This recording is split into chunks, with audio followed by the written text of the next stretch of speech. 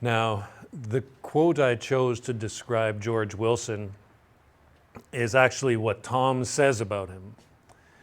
Now, of course, this says something about Tom as much as it says something about Wilson. That Wilson, he thinks she goes to see her sister in New York. He's talking about when she goes to, when Myrtle goes to the apartment to meet with Tom.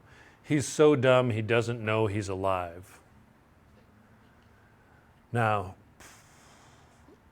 is that fair?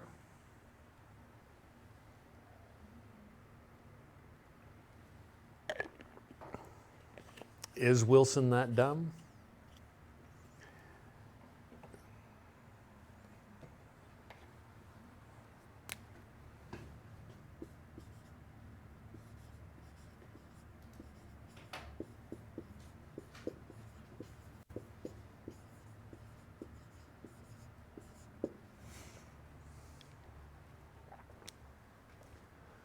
That quote is coming from Tom, who probably didn't like him that much, so.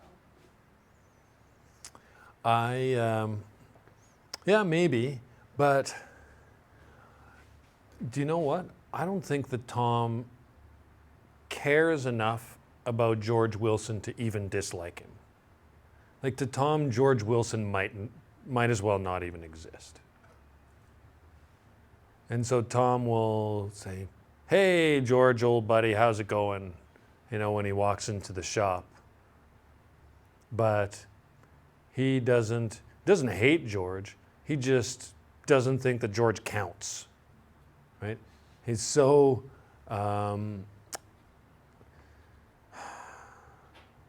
what would the word be? He is completely unconcerned with what George might think or what George might feel. Just doesn't even cross his mind. Yeah. Did Nick say that, or did Tom say that? Tom said that. Yeah. And so it's going to turn out that so George is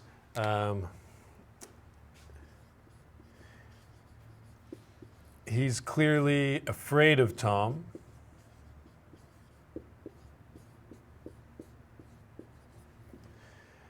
And it seems like he's afraid of him physically and afraid of his clout and his money and that sort of thing. George is running this small repair shop business in the Valley of Ashes, in the poor area. He is, he maybe is really this dumb. We don't know. But he's not sharp. And we think that he legitimately doesn't know about Tom and Myrtle.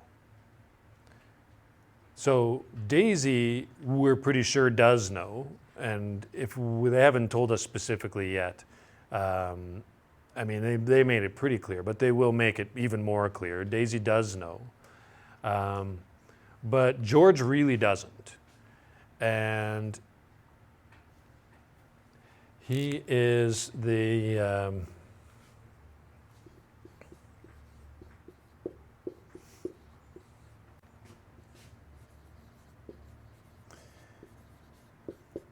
this is my suggestion now. He's the representative of the common man.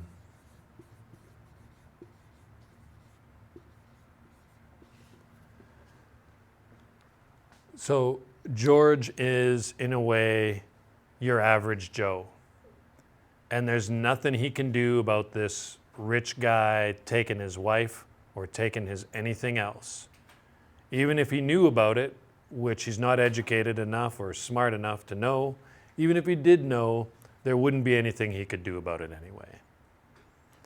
And that is, if you think about it that way, he really is representative of all of us, right? There's nothing we can do about the power structures that are way above us and the amount of money that's way above us. There's nothing we can do about that. So we're all a little bit George here, unfortunately, much as we might like to think that we're smarter.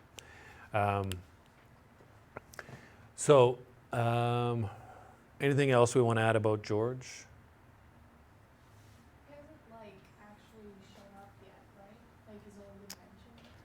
No, he did show up. So when Tom and Nick went to pick up Myrtle, they went to George's garage and they pretended that they were going there to see George. Then Myrtle came out and they sent George away to go and get some chairs. There weren't enough chairs for them all to sit in. So that's when Tom said, you know, when George went to get the chairs, Tom said, hey, meet me at the apartment kind of thing. And then, right. So, so we've met him only briefly.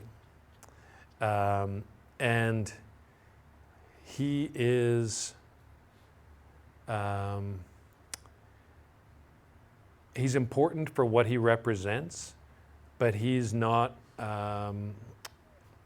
featured highly in the rest of the novel. So we're not going to see him a lot, but he's still going to be important. And so another sort of tip for reading literature, I suppose, is that anytime a character is, did any of you take grade 10 with me? A couple of you, okay, so remember we read The Contender? The boxing kid? Maybe we didn't read it. You read The Contender? Well, there's no movie for that.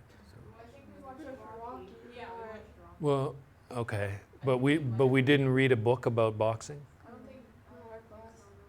Well, then my comparison is totally wasted. In any case, in literature, when a character is mentioned much more often than they actually appear, this is a strong clue to the reader that that character is more of a representation of something. What were you going to say about the contender? Well, I was going to say that the protagonist's friend, whose name was James, as I recall, is talked about quite often throughout the novel, but is almost never there. And so he's being used as a foil for our main character. So they were inseparable friends as kids, and then what we hear about what's happening in James's life is how our protagonist's life could have gone had he made different choices. Didn't they hide in like a bush or something? Yes, they I read did. that book. Okay. I definitely read that book. Okay. So one of you gets my point about that.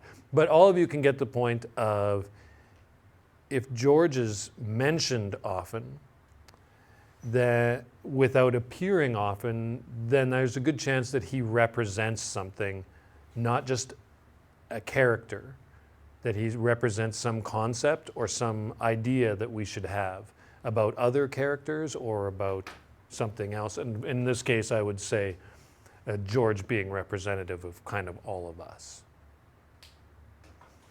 Okay, let's go to Myrtle.